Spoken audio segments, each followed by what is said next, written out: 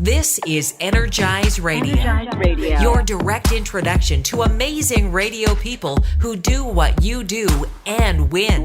Advice, ideas, strategies to help you help your clients and grow your career. Energize Radio. Let's get energized.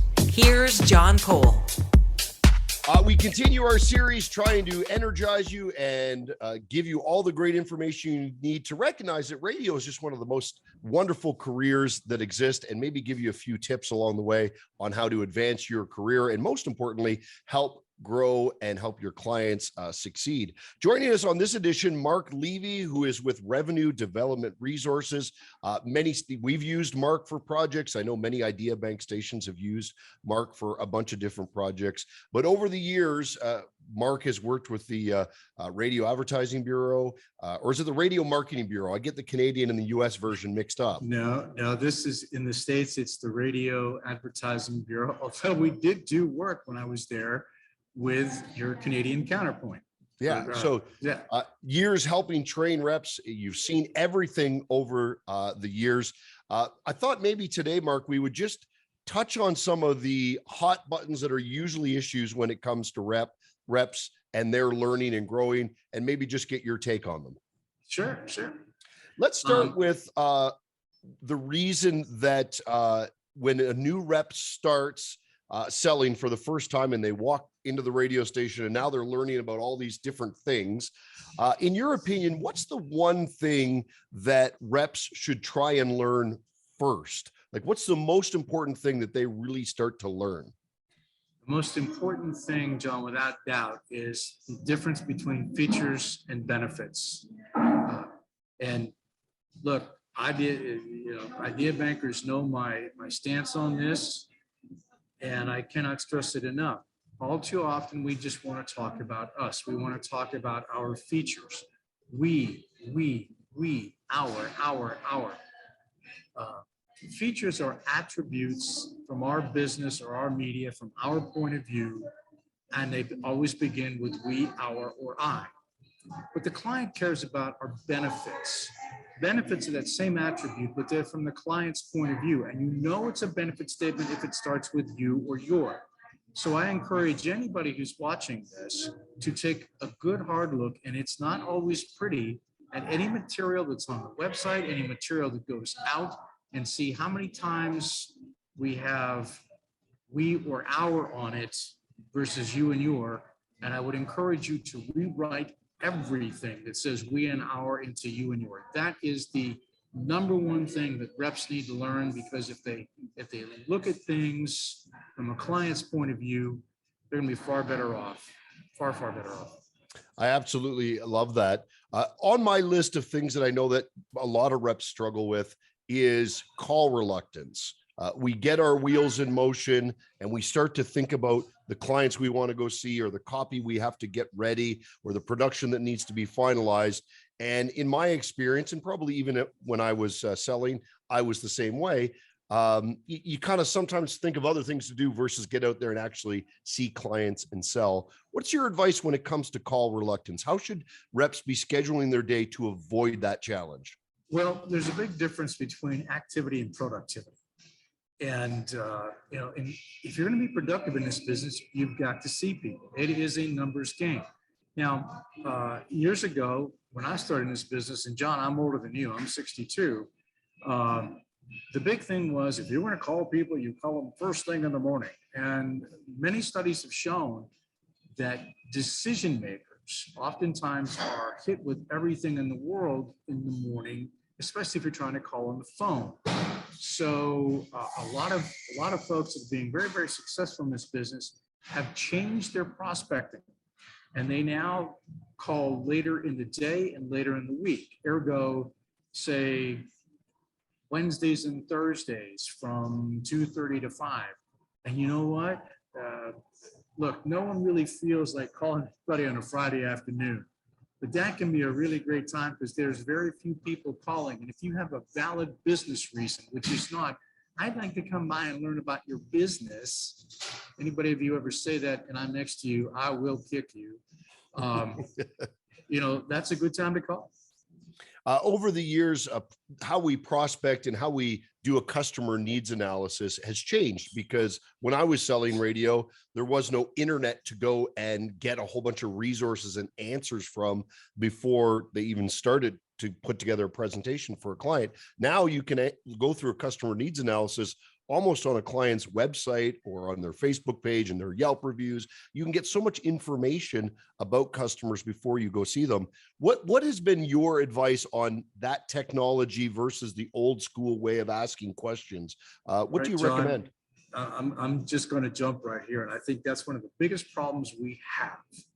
Salespeople think they can shortcut the system by just looking at technology. And now, when I teach customer needs analysis, we talk about different types of questions. And what you mentioned, the internet, the Facebook page, and you know what? Don't forget, I know it's antiquated, but Yellow Pages. People still put ads in Yellow Pages. Those are good to help you answer confirmation questions. Questions you should know the answers when you go into, like, how long have you been in business? How many locations do you have? What, that kind of stuff. But it is not a substitute for asking good questions. You have to be Curious George. Some of you may remember Curious George when you were little kids, or maybe you're reading to your kids, your grandkids, that little Simeon who was always getting in trouble because he was curious. You have to have a sense of curiosity, because that stuff won't get into the how and the why. And Peter Drucker, great business writer, talks about business. He says everything about business is based on attitudes and behaviors. And so again, that stuff that you talked about is all great for confirmations about business sessions, but it does not, I repeat, does not get into the how and why.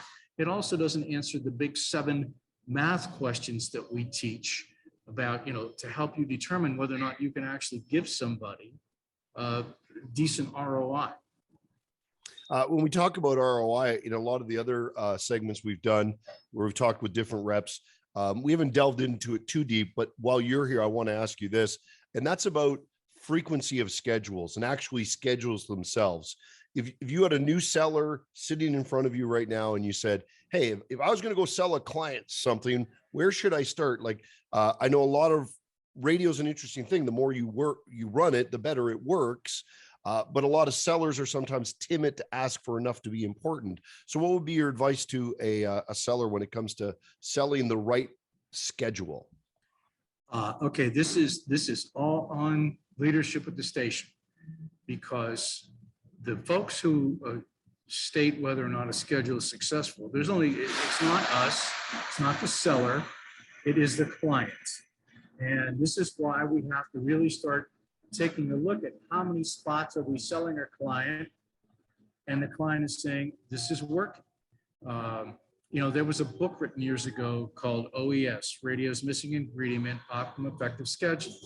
And Pierre Bouvard, who works for Westwood One, is probably one of the most brilliant men in the business. And I don't know how, I'm no mathematician, but our company was actually involved, my radio group at the time was actually involved in that.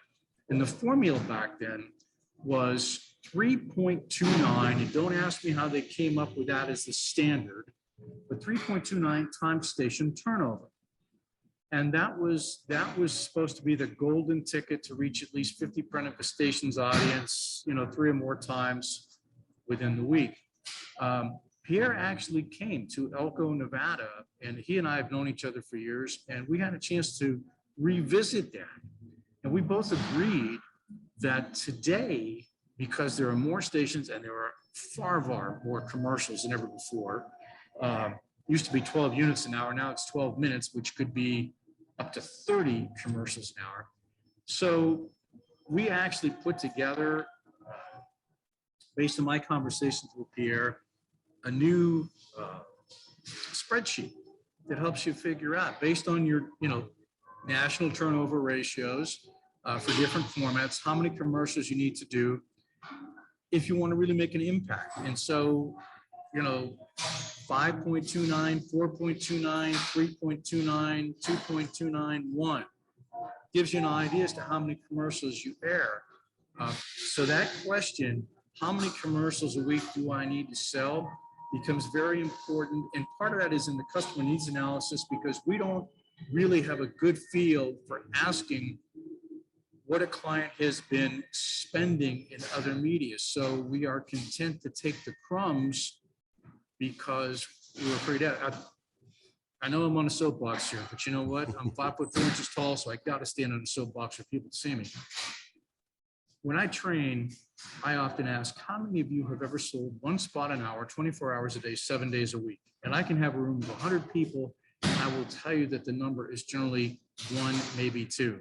Yep. My question is, why? Well, it'd be an awful lot of money.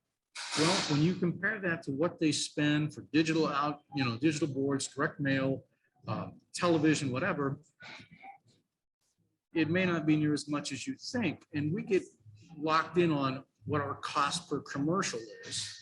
It's not, in States, we have this thing called the Super Bowl. You may watch it up in Canada too. Mm-hmm.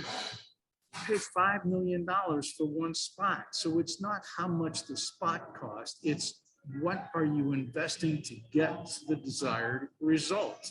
And maybe you can do that with 5 commercials a week. But, when I look at why commercials, when I talk to clients and I make a lot of calls, radio doesn't work. I tried radio, it doesn't work. Sometimes the demographic is off. Sometimes the message is kind of cattywampus. But I would say 9.5 times out of 10, there was no frequency. We were afraid to ask for big schedules. That's not just for our benefit, for the client's benefit. 100%. Off the soapbox.